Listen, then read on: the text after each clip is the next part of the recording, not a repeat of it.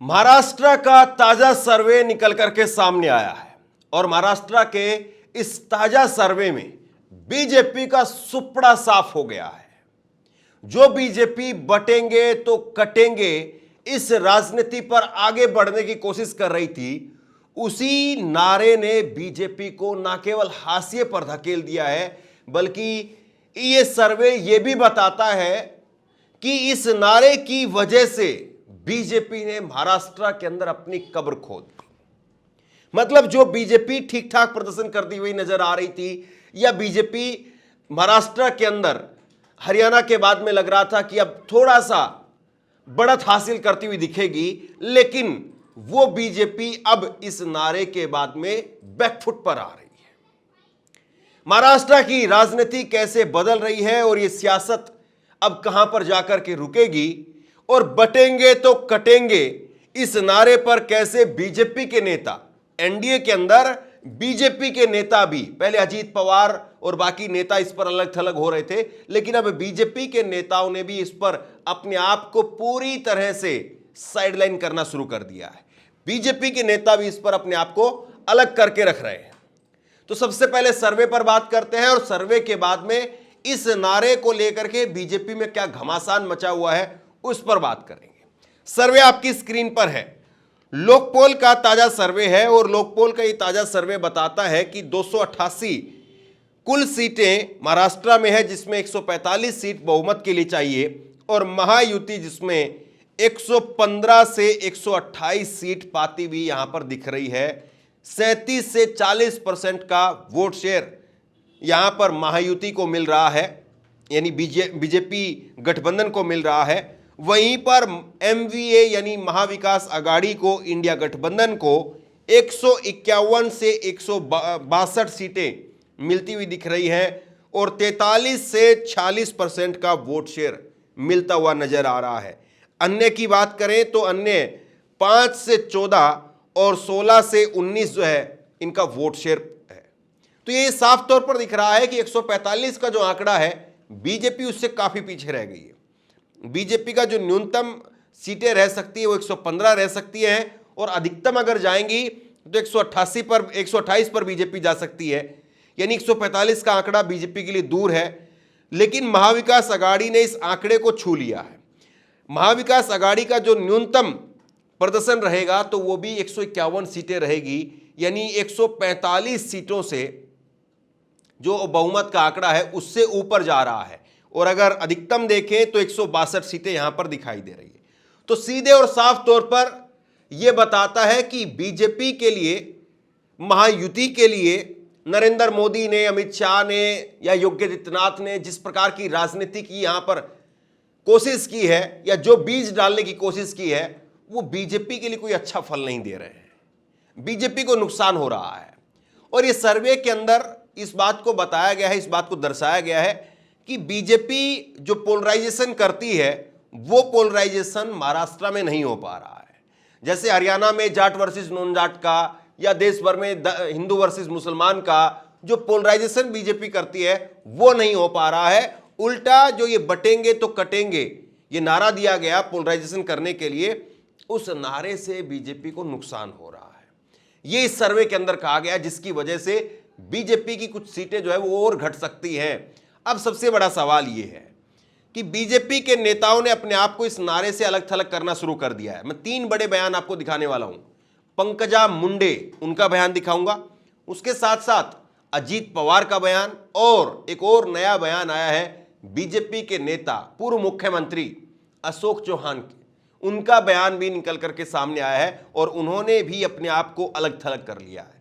अब सवाल यह है कि बीजेपी बटेंगे तो कटेंगे इस नारे से अपने आप को अलग थलग करके 1 हफ्ते का समय बचा है वोटिंग में, क्या डैमेज कंट्रोल कर पाएगी, या बीजेपी के लिए रास्ते पहले ही बंद हो चुके हैं?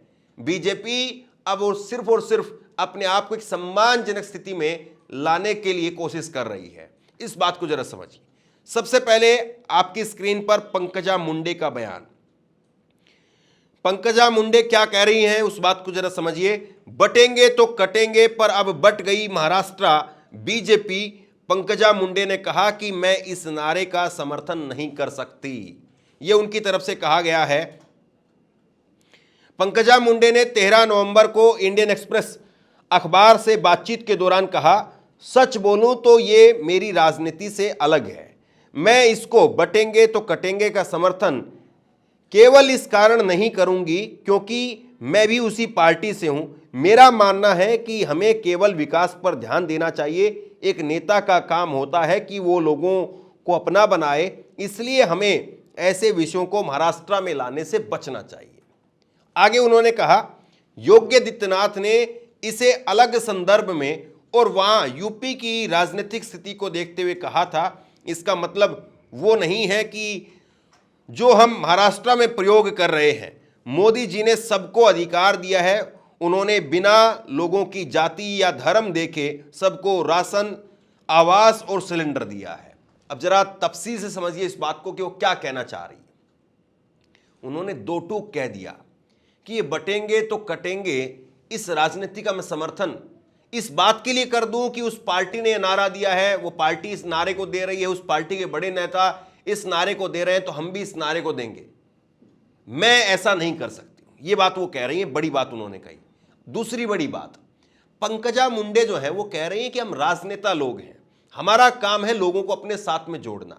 जरा आप अपने आप को 10 साल पीछे लेकर के जाइए, 10 साल पीछे लेकर के जाइए, किस तरह की राजनीति देश के अंदर होती थी। कोई भी व्यक्ति, सांसद हो, विधायक हो, मंत्री हो, संतरी हो, यहां तक कि गांव के अंदर अगर कोई व्यक्ति सरकारी नौकरी भी लगा है तो उसके दरवाजे पर, उसकी चौखट पर कोई भी व्यक्ति जाता था। अगर कोई विधायक बना है, चुनाव जीत गया है या चुनाव हार गया है, कोई सांसद बना है, चुनाव जीत गया है, चुनाव हार गया है, या कभी चुनाव में खड़ा हुआ था, वो लोग जो राजनीति, जो अपने आप को सार्वजनिक जीवन में रखते हैं, उन्होंने कभी अपने घरों के दरवाजे किसी के लिए बंद नहीं किए। ये राजनीति करने का एक तौर तरीका था। जहां पर भी क्षेत्र में लोग मिले, घर पर लोग आए, दफ्तर में लोग जाएं, कार्यालय में लोग जाएं, जहां पर भी लोग जाते थे तो उनकी बात को सुना जाता था। भले ही काम हो चाहे ना हो, लेकिन नेता ये कहता था कि ठीक है, मैंने आपकी बात सुन ली है, आपका लेटर लिखवा करके दे दीजिए, पीए साहब को दे दीजिए, मैं इसमें अपनी पूरी ताकत लगाऊंगा, मैं पूरी कोशिश करूंगा। ये कह करके एक दिलासा दे करके वो लोगों को भेज देते थे। काम होता भी था, काम नहीं भी होता था, ये सच्चाई थी। लेकिन एक बीजेपी ने नई राजनीति खड़ी की है और ये उसी की जो है वो पूरी फसल है, बटेंगे तो कटेंगे।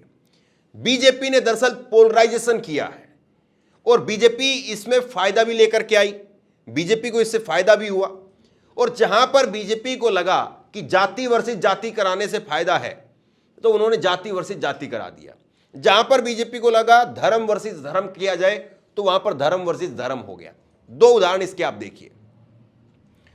उत्तर प्रदेश के अंदर यादव और वर्सेस अलग ओबीसी, मतलब यादवों को एक अलग तरीके से देखा जाता है, बाकी पिछड़ों को एक अलग तरीके से। और यह बताया जाता है कि देखो भाई, अखिलेश यादव ने अपने यादव के लिए सब कुछ किया, यादववाद चलता है। लेकिन वही यादव अगर आप हरियाणा में चले जाएंगे तो जाटों का काउंटर करने के लिए अहिरवाल के क्षेत्र में, यादव बेल्ट में बीजेपी जो है वो ये कहती है कि नहीं, यादव तो हमारे कोर वोटर हैं। वहां पर यादव जो है वो एमवाई समीकरण बता करके खारिज करने की कोशिश होती है। आप इससे आगे और चले जाइए, बिहार के अंदर वहां पर भी एमवाई समीकरण कि मुसलमान और यादव वो आरजेडी के साथ में है, ये तो ललवा के साथ में है। इस तरह की भाषा प्रयोग की जाती है। जो प्रैक्टिकल बात है मैं आपको वो बता रहा हूं। तो ये बीजेपी ने बहुत कोशिश की, इसको लेकर के बहुत तैयारी की, नीचे जमीन तक लोगों के दिमाग में भरा कि जहां पर जाति से फायदा हो वहां पर जाति वर्सेस जाति खड़ा कर दीजिए, और जहां पर धर्म का मामला हो वहां पर हिंदू मुस्लिम तो आपको पता ही है, कपड़ों से पहचानने का नारा और किस तरीके से शाहीनबाग में करंट लगे, सारी बातें। अब बीजेपी के नेता इससे पीछे हट रहे हैं।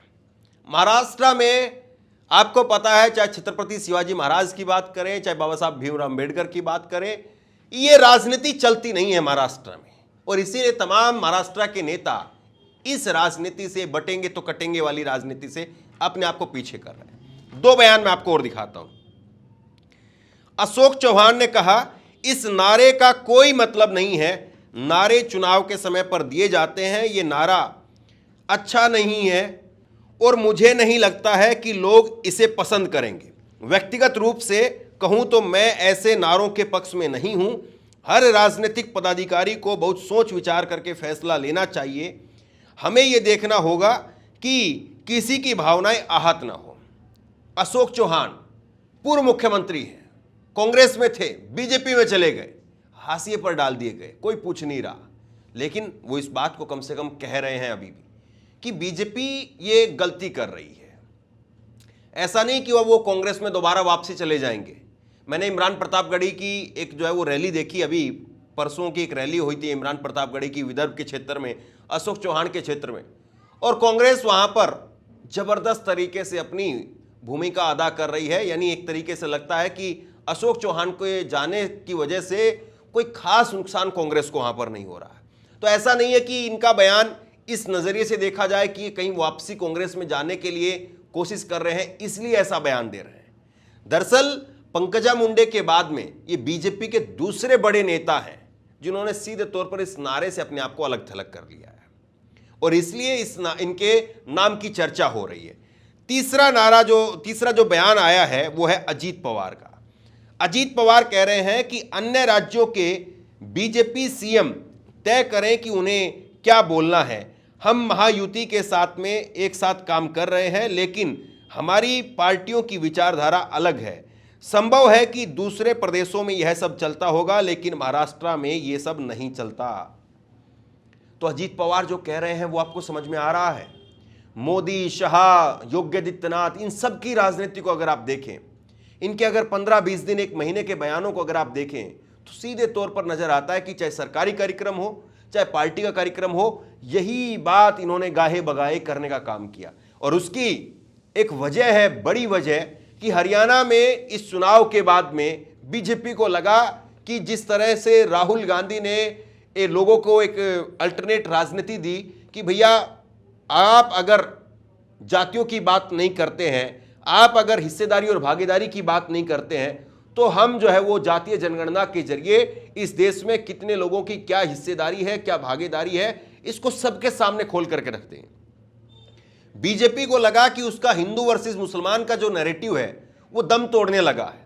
हिंदू वर्सेस मुसलमान का नैरेटिव जो है वो फीका पड़ रहा है, और इसीलिए बीजेपी ने नए सिरे से एक नारा चला, और जिस नारे को योगी आदित्यनाथ के द्वारा कहा गया, नरेंद्र मोदी के द्वारा कहा गया, और उसके बाद में आरएसएस ने भी इस नारे को अपने द्वारा कहने की भरपूर कोशिश की। लेकिन देखिए साहब, जब वक्त बुरा होता है तो फिर आपका हर पत्ता गलत निकलता है, और जब आपका वक्त होता है तो आप कैसे भी पत्ता फेंक दीजिए, आपका जोकर भी जो है वो आपके काम आ जाता है। और आज बीजेपी के साथ में वही हो रहा है। महाराष्ट्र का ताजा सर्वे इस बात पर मोहर है कि बीजेपी बैकफुट पर किस वजह से जा रही है। देखिए, ऐसा तो है नहीं कि कोई बहुत बड़ा रोल मॉडल जो है वो एकनाथ शिंदे ने वहां पर स्थापित कर दिया है। एकनाथ शिंदे बहुत पॉपुलर मुख्यमंत्री हैं वहां पर, ऐसा नहीं है। देवेंद्र फडणवीस, एकनाथ शिंदे, अजीत पवार, पहले तो बीजेपी के अपने घर में एक लड़ाई मची हुई है। तीनों नेता आपस में जो है लड़ रहे हैं कि कौन आगे जाएगा, कौन पीछे जाएगा, किसको क्या मिलेगा। अजीत पवार ये कहते हैं कि भैया मैं क्या हर बार ही डिप्टी सीएम बनूं, मैं भी तो सीएम बनूं। फिर उसके बाद में देवेंद्र फडणवीस कहते हैं कि हम क्या बीजेपी में इसलिए हैं कि हम डिप्टी सीएम बन करके उनकी चादर उठाते रहेंगे, उनकी चप्पल उठाते रहेंगे। और दूसरी तरफ एकनाथ शिंदे कहते हैं कि भैया मैंने तुम्हारी सरकार बनवाई है, मैंने तुम्हारी सरकार चलवाई है, तो सीएम की कुर्सी तो मेरे पास रहेगी। तो एक तरीके से ये जो बीजेपी के खेमे में, ये एनडीए के खेमे में जो उठापटक मची हुई है, उससे भी बीजेपी का जो वोटर है या गठबंधन का जो वोटर है, बीजेपी गठबंधन का, एनडीए का, वो एक दूसरे को सपोर्ट नहीं कर रहा है। उसके अंदर ही अपने आप में जो है वो एक टकराव चल रहा है, और इस टकराव की वजह से भी बीजेपी को, महायुति को बड़ा नुकसान हो रहा है। तो बहरहाल महाराष्ट्र का जो सर्वे निकल करके सामने आया है वो साफ तौर पर बता रहा है कि बीजेपी की राह इस बार यहां पर कितनी कठिन हो गई है। आप लोग क्या सोचते हैं नीचे कमेंट बॉक्स में लिख करके जरूर बताइए। इस वीडियो को शेयर कीजिए, और इसी तरह की तमाम खबरों के लिए ऑनलाइन न्यूज़ इंडिया को सब्सक्राइब कीजिए। आपका बहुत बहुत धन्यवाद।